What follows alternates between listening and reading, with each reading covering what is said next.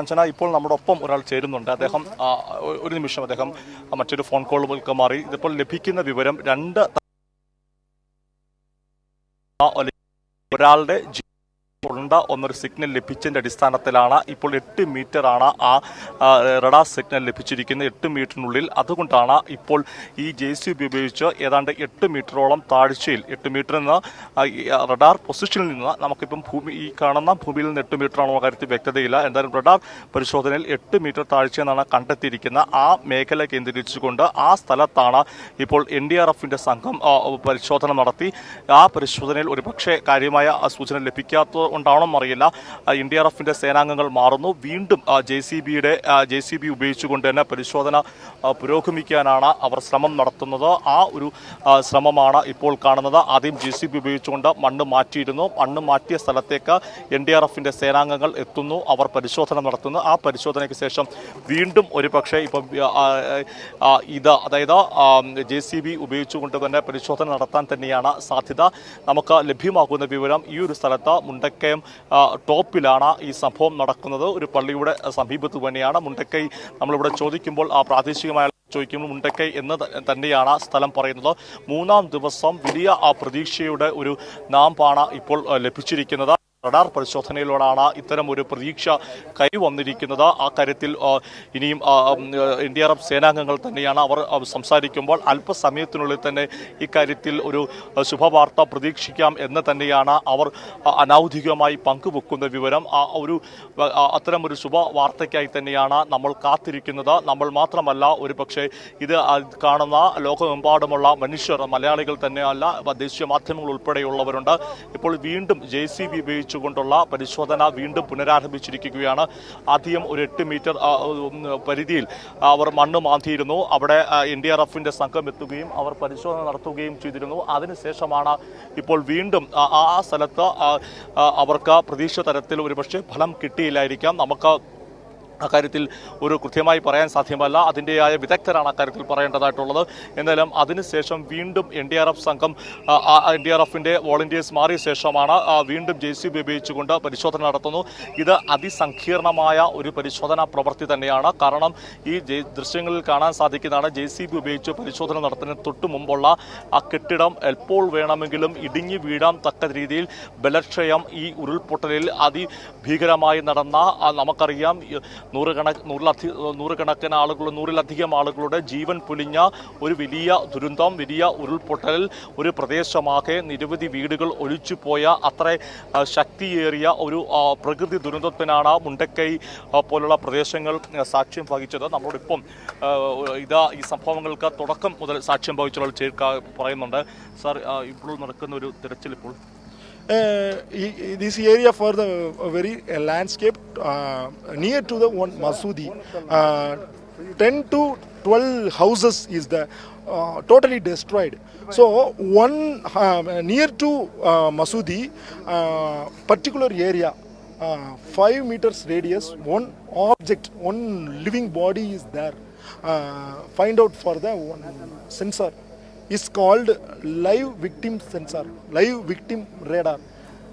This radar and the sensor is used for many purpose, Navy, Air Force purpose. Previously we have to use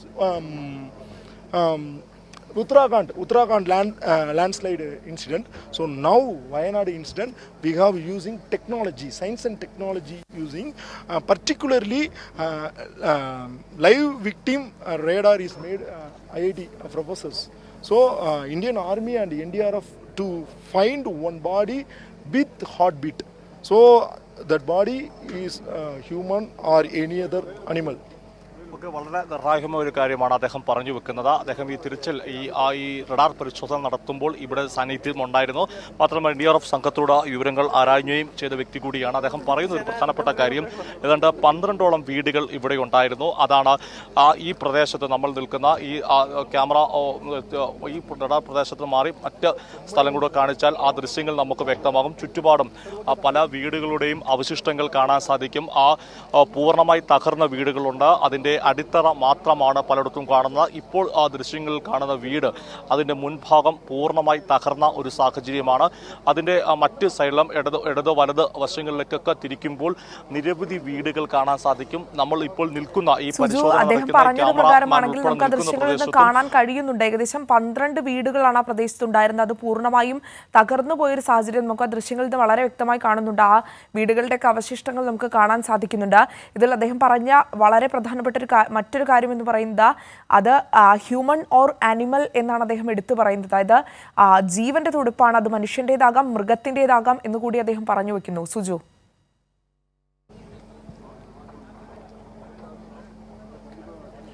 തീർച്ചയായിട്ടും അതും വളരെ പ്രധാനപ്പെട്ടതാണ്. ഇപ്പോൾ ജീവന്റെ ഒരു തുടിപ്പ്, അതായത് ഇതാ ലൈവ് വിക്ടിം ഡിറ്റക്ടർ എന്നാണ് അദ്ദേഹം പറയുന്നത്. അക്കാര്യത്തിലേക്ക് NDF ഉദ്യോഗസ്ഥരിൽ നിന്ന് ആ ടെർമിനോളജിയൊക്കെ നമുക്ക് വീണ്ടും മനസ്സിലാക്കേണ്ടതായിട്ടുണ്ട്. എന്നിരുന്നാൽ പോലും ഒരു ജീവന്റെ തുടിപ്പ് വളരെ പ്രധാനപ്പെട്ടതാണ്. അത് ഇനി കണ്ടെത്തുമ്പോൾ മാത്രമേ അത് മനുഷ്യൻ്റെതാണോ അതല്ല മൃഗങ്ങളുടെയാണോ, എന്തായാലും നമ്മളെ സംബന്ധിച്ചോളം ഒരു ജീവന്റെ തുടിപ്പ് ഓരോ ജീവനും സംരക്ഷിക്കുക എന്നത് വളരെ പ്രധാനപ്പെട്ടതാണ്. നമുക്ക് ഈ ഘട്ടത്തിലും അതേ പ്രതീക്ഷയോടെയാണ് ഈ പരിശോധന നടത്തുന്ന ആദ്യം JCB പരിശോധന നടത്തുന്ന റഡാർ ഡിറ്റക്ടർ ഉപയോഗിച്ചുകൊണ്ട് പരിശോധന നടത്തിയെടുത്ത് കേന്ദ്രീകരിച്ചുകൊണ്ട് തന്നെയാണ് ഈ പരിശോധന. നമ്മൾ പറഞ്ഞു വന്നത് ഒരു 12ഓളം വീടുകളുണ്ടെന്ന് അദ്ദേഹം പറയുന്നത്. ദൃശ്യങ്ങളും അത് ശരിവെക്കുന്നതാണ്.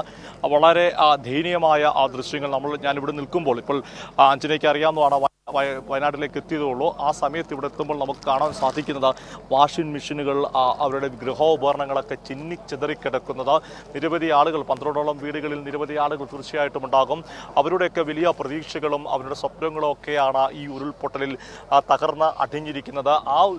നമ്മൾ നിൽക്കുന്ന ആ സ്ഥലത്ത് പോലും നമുക്ക് ഒരു പക്ഷേ എത്രയോ പ്രതീക്ഷയോടെ പണിതുയർത്തിയിരുന്ന വീടുകളായിരിക്കാം ഈ തകർന്ന് കിടക്കുന്നത് എന്നതും ഏറ്റവും ദയനീയമായ ഒരു കാര്യം തന്നെയാണ്. ഇപ്പോൾ വളരെ പ്രധാനപ്പെട്ടത് ഈ റഡാർ പരിശോധന സിഗ്നൽ ലഭിച്ചിരിക്കുക സ്ഥലം കേന്ദ്രീകരിച്ചുകൊണ്ട് നടത്തുന്ന പരിശോധന തന്നെയാണ്. അവിടെയാണ് ഇപ്പോൾ JCB ഉപയോഗിച്ചുകൊണ്ട് മണ്ണ് മാറ്റി പരിശോധന. അത് ഘട്ടം ഘട്ടമായാണ് ഒരു പരിശോധന നടത്തുന്ന അതിസങ്കീർണവും അതേപോലെ തന്നെ ഏറ്റവും പ്രധാനപ്പെട്ടതും സുരക്ഷിതമായി നടത്തേണ്ട ഒരു പരിശോധന തന്നെയാണ്.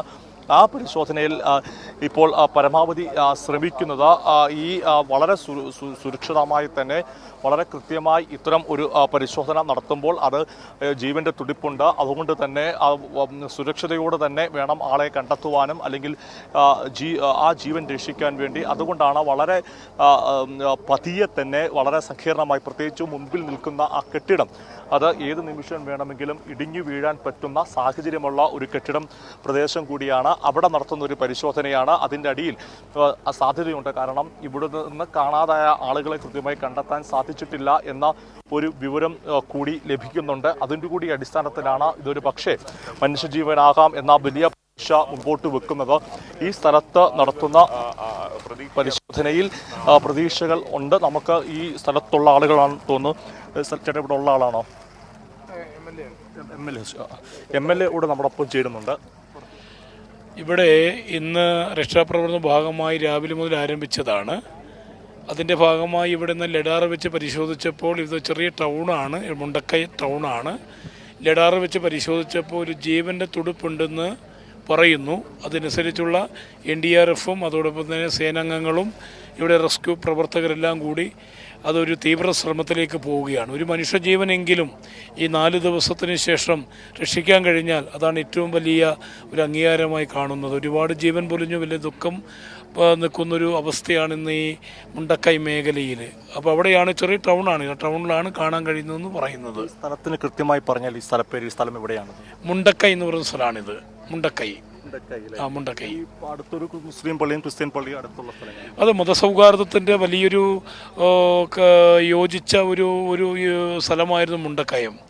അത് ക്രിസ്ത്യനോ ഹിന്ദുവോ മുസൽമാനോ ഒന്നുമില്ലാതെ എല്ലാവരും ഏകോദര സഹോദരങ്ങളെ പോലെ കഴിഞ്ഞ ഒരു പുണ്യഭൂമിയാണ് ഈ മുണ്ടക്കൈ. ഇവിടെ 12ഓളം വീടുകൾ ഉണ്ടായിരുന്നെന്നാണ് മനസ്സിലാക്കാൻ സാധിക്കുന്നത്. വീട് ഒത്തിരി ഉണ്ടായിരുന്നു. ഇതൊരു ചെറിയ ടൗണാണല്ലോ. ചെറിയ ടൗൺ എന്ന നിലയ്ക്ക് സ്വാഭാവികമായിട്ടും ചെറിയ വീടുകളും വലിയ വീടുകളുമായി ഒരു 12ഓളം 20ഓളം വീടുകൾ ഈ പ്രദേശത്തുണ്ട് എന്നുള്ളത് ഒരു നിഗമനം തന്നെയാണ്. അതിൻ്റെ വ്യക്തമായ കണക്ക് പഞ്ചായത്തിലുണ്ട്. അങ്ങ് ഇപ്പോൾ ഈ ഉദ്യോഗസ്ഥരോട് സംസാരിച്ചിട്ടുണ്ടായിരിക്കുമല്ലോ. ഇവിടുന്ന് കാണാതായ ആളുകളെ ഒരുപക്ഷെ കണ്ടു കിട്ടാത്തതുകൊണ്ടായിരിക്കും ഈ മേഖല തന്നെ കേന്ദ്രീകരിച്ച് പരിശോധന നടത്തുന്നു. തീർച്ചയായിട്ടും ഇവിടുത്തെ താമസക്കാർ, രക്ഷപ്പെട്ട ആളുകൾ പറയുന്നു ഇനിയും ഇവിടെ ആളുകളെ കിട്ടേണ്ടതുണ്ട്. ഈ പ്രദേശത്ത് വീഴുള്ള ബോഡി പോലും തൊട്ടടുത്ത് പള്ളീൻ്റെ സമീപത്ത് വെച്ച് കിട്ടിയിട്ടുണ്ട്. അപ്പോൾ ഈ മേഖലയിൽ തന്നെ ഉണ്ട് എന്നുള്ളൊരു സംശയം ഇവിടുത്തെ പ്രദേശവാസികൾ പ്രകടിപ്പിച്ചതിൻ്റെ അടിസ്ഥാനത്തിലാണ് ഈ മേഖല കേന്ദ്രീകരിച്ചുകൊണ്ടുള്ള രക്ഷാപ്രവർത്തനം നടത്തിക്കൊണ്ടിരിക്കുന്നത്. അഞ്ജന, ഇപ്പോൾ നമ്മളോട് സംസാരിച്ച IC ബാലകൃഷ്ണൻ MLA ആണ്. അദ്ദേഹം ഉദ്യോഗസ്ഥരോടൊക്കെ സംസാരിച്ച ശേഷമാണ് നമ്മളോട് ഈ പ്രതീക്ഷ പങ്കുവെക്കുന്നത്.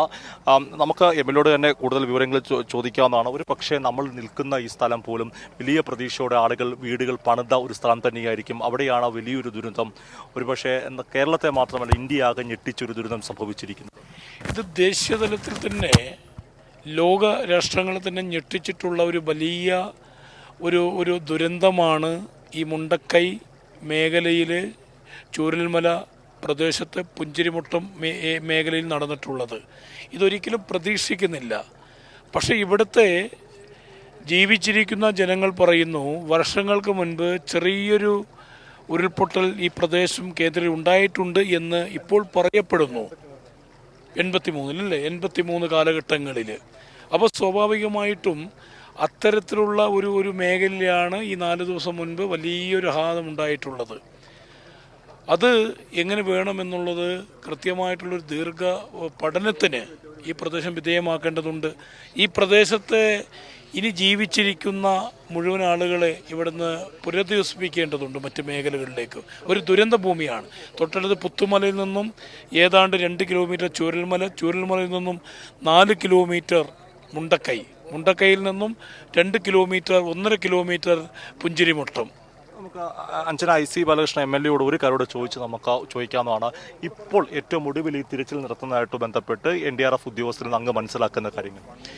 ഇവിടെ ലഡാർ വെച്ച് പരിശോധിച്ചപ്പോൾ ഒരു ജീവൻ്റെ തുടിപ്പ്, ഒരു ശ്വാസമുണ്ട് എന്ന് പറയപ്പെടുന്നു. അതുകൊണ്ട് തന്നെയാണ് വളരെ ഗൗരവമായി, വളരെ ശ്രദ്ധാപൂർവം NDRFും സേനാംഗങ്ങളും എല്ലാവരും നിന്ന് വളരെ ശ്രദ്ധേയമായി ഈ നാട്ടുകാരിൽ 1-2 ആൾ ആ പ്രദേശത്തെ ആ സാഹചര്യങ്ങളെക്കുറിച്ചൊക്കെ വിശദീകരിച്ചതിന് ശേഷമുള്ള പരിശോധനയിലാണ് കേൾക്കാൻ കഴിഞ്ഞത്. അതാണ് ഇവിടെ പരിശോധിച്ചുകൊണ്ടിരിക്കുന്നത്. അഞ്ജന, വളരെ നിർണായകമായ വിവരങ്ങളാണ് IC ബാലകൃഷ്ണൻ MLA ഇപ്പോൾ പങ്കുവച്ചിരിക്കുന്നത്. അദ്ദേഹം NDRF ഉദ്യോഗസ്ഥരോട് സംസാരിച്ചിരുന്നതാണ്. ഇവിടെ ഒരു ജീവന്റെ തുടിപ്പ് ഉണ്ട് എന്നാണ് NDRF ഉദ്യോഗസ്ഥർക്ക് റഡാർ പരിശോധന ലഭിച്ചിരിക്കുന്നത്. ഈ സ്ഥലത്ത് താമസിച്ചിരുന്ന ആളുകൾ അവരെ വിളിച്ചു വരുത്തുകയും അവരോട് ഇവിടുത്തെ ഈ സ്ഥലത്തെ ഒരു സാഹചര്യങ്ങൾ ഒക്കെ തന്നെ മനസ്സിലാക്കിയ ശേഷമാണ് റഡാർ പരിശോധന പുരോഗമിക്കുന്നത്. ശാസ്ത്രീയമായ പരിശോധനയോടൊപ്പം തന്നെ പ്രദേശവാസികൾക്ക് ഈ മേഖലയെക്കുറിച്ചുള്ള അറിവുകൾ കൂടെ ശേഖരിച്ചതിൻ്റെ അടിസ്ഥാനത്തിലാണ് ഇത്തരം ഒരു പരിശോധന തുടരുന്നത്. MLA സൂചിപ്പിച്ചതുപോലെ തന്നെ നമുക്കറിയാം പുത്തുമലയൊന്നും തന്നെ മലയാളികൾക്ക് മറക്കാനാവാത്ത വലിയ ദുരിതമായിരുന്നു അന്നുണ്ടായിരുന്നത്. അതിൻ്റെ സമീപത്ത് തന്നെ വയനാടിൽ മറ്റൊരു പ്രദേശമാണ് മുണ്ടക്കയും ഇപ്പോൾ ഇത്തരം ഒരു ദുരിതമുണ്ടായിരിക്കുന്നത്. അതിൻ്റെ ആഘാതത്തിൽ നിന്ന് ജനങ്ങൾക്ക് നാളെടുത്താൽ മാത്രമേ വിട്ടുമാറുകയുള്ളൂ എന്നുള്ള കാര്യത്തിൽ നമുക്ക് ഒരു ഉറപ്പും പറയാൻ സാധിക്കുന്ന ഒരു സാഹചര്യമല്ല ഉള്ളത്.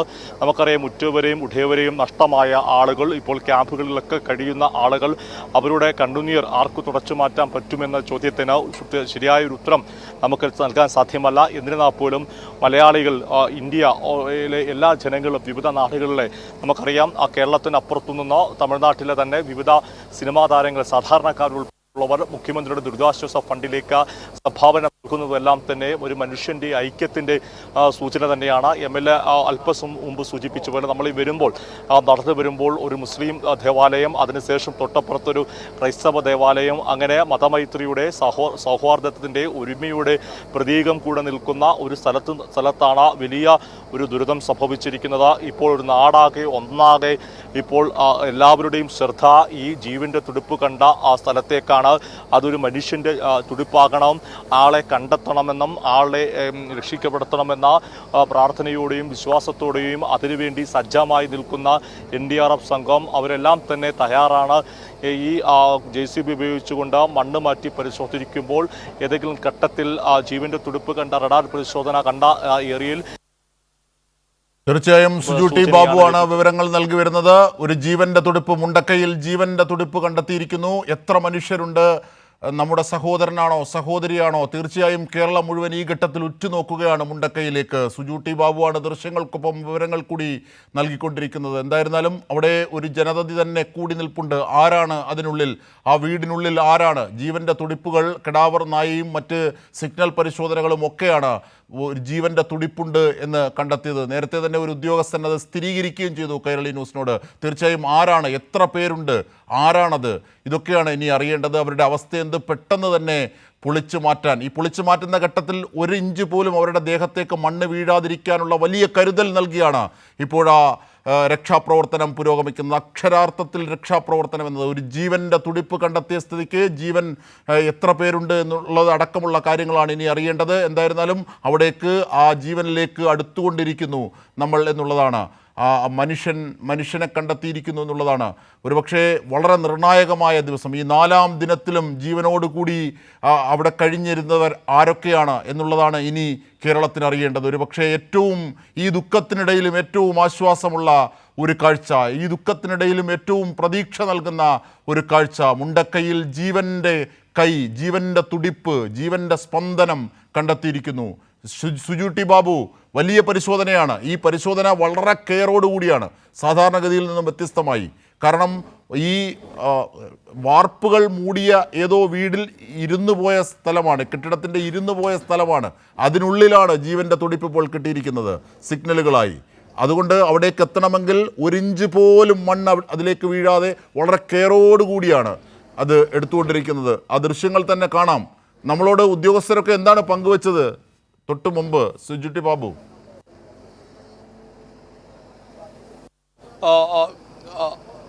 അജിംഷാദ, ഇപ്പോൾ തൊട്ടു മുമ്പ് IC ബാലകൃഷ്ണൻ MLA പറഞ്ഞ അതേ വിവരങ്ങളാണ് നമുക്ക് ലഭിക്കുന്നത്. ഏതാണ്ട് 8 മീറ്റർ താഴ്ചയിലാണ് ഒരു ജീവന്റെ സിഗ്നൽ ലഭിച്ചിരിക്കുന്നത്. അത് മനുഷ്യനാക്കണമേ എന്ന ആഗ്രഹമാണ് ഇവിടെ നിൽക്കുന്ന, എൻ്റെ ചുറ്റുപാടും നിൽക്കുന്ന ഓരോ വ്യക്തികളും പങ്കുവെക്കുന്ന ഒരു ആഗ്രഹം. അജിംഷാദ് സൂചിപ്പിച്ചതുപോലെ അങ്ങനെയാകട്ടെ എന്ന് നമ്മളും ആഗ്രഹിക്കുകയാണ്. അതിനായുള്ള വളരെ ശ്രദ്ധയോടുകൂടിയുള്ള പരിശോധന കേവലം അജിംഷാദ് സൂചിപ്പിച്ച പോലെ തന്നെയാണ്. ആ മണ്ണ് മാറ്റി ആ പരിശോധന നടത്തുമ്പോൾ ഒരു തരത്തിലും ആ ജീവന്റെ തുടിപ്പ് ഒന്നും തന്നെ സംഭവിക്കരുത്. ആ സംഭവിക്കാതിരിക്കാൻ വേണ്ടിയുള്ള അതീവ സൂക്ഷ്മതയോടുകൂടിയുള്ള പരിശോധനയാണ് NDRF സംഘവും ഈ സേനാ വിഭാഗങ്ങളും സംയുക്തമായി നടത്തുന്ന തിരച്ചിലാണ്. തീർച്ചയായും മുണ്ടക്കയിൽ ഇത് ഏത് ഭാഗത്താണ്? അതായത് ഈ നമ്മുടെ വെള്ളാർമല സ്കൂളിനോട് ചേർന്ന ഭാഗമാണ് ഒരുപക്ഷെ നേരത്തെ തെരച്ചിൽ നടത്തിയിരുന്നതും നമ്മൾ കൂടുതലായി കേന്ദ്രീകരിച്ചതും, കാരണം അവിടെ കൂടുതൽ മനുഷ്യജീവൻ ഉള്ളതുകൊണ്ട്. ഇത് മുണ്ടക്കയിലെ ഏത് ഭാഗമായിട്ട്, ഏത് കെട്ടിടത്തിൻ്റെ ഭാഗമായി വരും സുജു ടി ബാബു?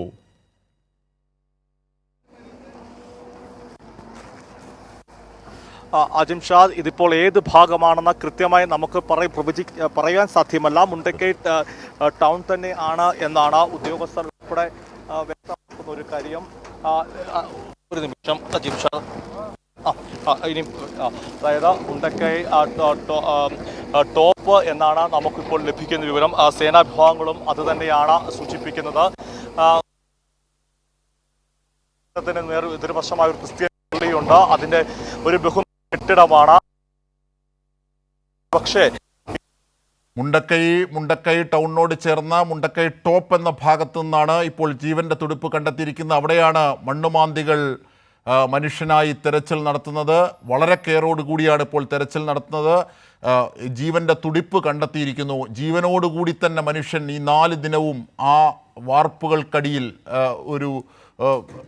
വാർപ്പുകൾക്കടിയിൽ അവിടെ ഉണ്ട് എന്നുള്ളത് തന്നെയാണ് ഏറ്റവും പുതിയതായി നമുക്ക് അറിയാനുള്ളത്. മുണ്ടക്കയിൽ അത് എത്ര പേരുണ്ട്, അത് ആരൊക്കെയാണ്, എന്നുള്ളതാണ് ഇനി അറിയേണ്ടത്. തീർച്ചയായും അവരെ ജീവനോടുകൂടി രക്ഷിക്കാൻ സാധിക്കും. ഇനി കാണാനുള്ളവരെയെല്ലാം ജീവനോടുകൂടി രക്ഷിക്കാനാകും എന്നതിൻ്റെ പ്രതീക്ഷയുടെ ശുഭദിനം നിമിഷങ്ങൾ കൂടിയാണ് ഈ ഘട്ടം നമുക്ക് സമ്മാനിച്ചുകൊണ്ടിരിക്കുന്നത്. തീർച്ചയായും വലിയ ദുഃഖമാണ്. തീർത്താൽ തീരാത്ത ദുഃഖത്തിനിടയിലും നമുക്കൊരു മനുഷ്യജീവനെ കിട്ടുമ്പോൾ നമ്മുടെ സഹോദരനോ സഹോദരിയോ കുഞ്ഞുങ്ങളോ അടക്കമുള്ളവർ, ഇനി നായയോ അടക്കമുള്ളവർ, ജീവനുള്ള ആരായാലും എന്തായിരുന്നാലും അവിടെ നിന്ന് ലഭിക്കുന്നു എന്ന വലിയ സന്തോഷം ഈ ദുഃഖത്തിനിടയിലും നമുക്കുണ്ട്. വലിയ പ്രതീക്ഷ നമുക്കുണ്ട്. ഇനി കാണാനുള്ള 200 ജീവനുകളാണ് ഇനി കാണാനായി ഉള്ളത് കണക്കുകൾ പ്രകാരം. ആ 200 ജീവനും ജീവനോടുകൂടി തന്നെ നമുക്ക് തിരിച്ചെത്തിക്കാനാകും എന്നുള്ള പ്രതീക്ഷ കൂടിയാണ് മുണ്ടക്കൈ ടോപ്പ് ഭാഗത്തെ ഇപ്പോഴത്തെ സന്ദേശം, ഇപ്പോഴത്തെ സിഗ്നൽ